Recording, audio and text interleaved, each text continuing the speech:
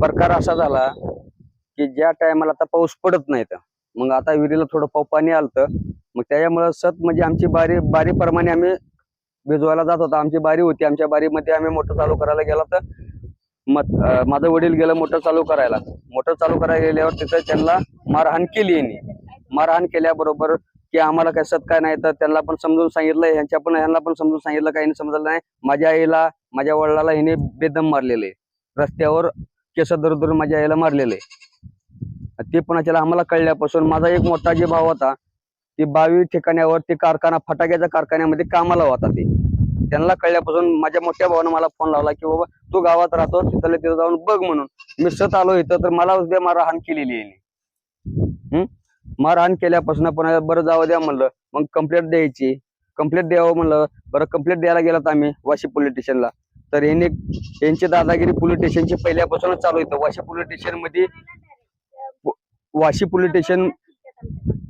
Police स्टेशनची दादागिरी अशी चालू आहे की ही 2 नंबरचा धंदा वाशी पोलीस स्टेशन मध्ये चालू आहे. 2 नंबरचा धंदा पोलिसापाशी 2 नंबरचा धंदा चालू आहे. आमच्यापासून एक जर कारवाई जर करायची म्हणली कुणावर तर 5,000 10,000 घेतल्याशिवाय एक राहत नाहीत. आणि सत अशा दसमे गावचं म्हणजे समजा चालूच आहे प्रकरण.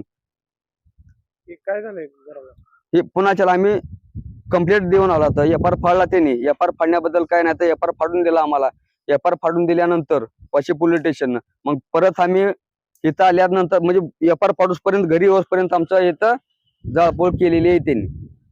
रामाचंदू शिंदे, विलास रामा शिंदे, बाबूशा रामा शिंदे आणि हे आणखीन आणि ह्याच्यामध्ये आणखीन 2 त्यांचे भाऊ आणि भावाचं पोरग असे 2 असे 5 जण ते येतं.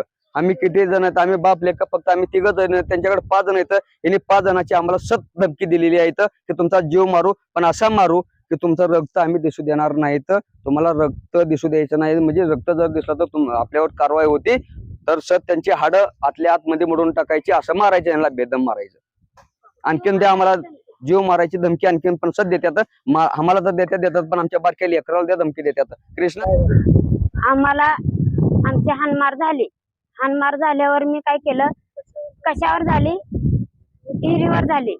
हिरीवर झाल्यावर आम्ही काय त्यांना शब्द बोललो नाहीत की आप समायिक हिर आहे. सगळ्यात 4 भावात आहे, तर 4 भावात समायिक हिर आहे तर आम्ही जाऊन मोटर चालू करू शकत आहे. तशी म्हणल्यावर तू म्हणली तू कुठली आली, तू हिरीवर अजिबात यायची नाही, नाहीतर तुला अशी तशी. आम्ही इथं रस्त्यावरच मला चंदू रामा शिंदे त्यांनी माझा हात धरला. रामा इला शिंदे त्यांनी काय केलं, पॅन्ट काढून माझ्यासमोर उघडा उभा राहिला की चल तुझा बलात्कार करतो म्हणून. रामा हे बाबूशा रामा शिंदे त्यांनी काय केलं की माझ्या अंगावरचे कपडे फाडले. मग मीच गेले चौकीमध्ये गेले तर माझी कंप्लेंट घेतली. कंप्लेंट घेतल्यावर मी उस्मानाबादला गेले. डायरेक्ट उस्मानाबादला गेले तर त्यांनी तिथवर जाऊपर्यंत आमचं घर सासरा आणि एक बहीण इथं होती. त्यांना हाण मार करून त्यांना विचारलं की तुमची सगळी कुठे गेल्या ती. मग ह्यांनी म्हणलं की ती गेल्या ती, तुम्ही हाण मार करताय, ती त्यांचे कपडे साड्या सोडताय, ती तुम्ही बलात्कार कराय फिरतात, त्यांना नागो कराय फिरतात, तर तुम्ही तशी करतात म्हणून ती पुढच्या उस्मानाबादला गेले. ते तशी म्हणल्यावर ती ही झालं, त्यांना हाणलं, बहिणीला पण हाणलं आणि सासऱ्याला पण हाणलं. त्याच्या अंगावरचे कपडे सगळे फाडून टाकले.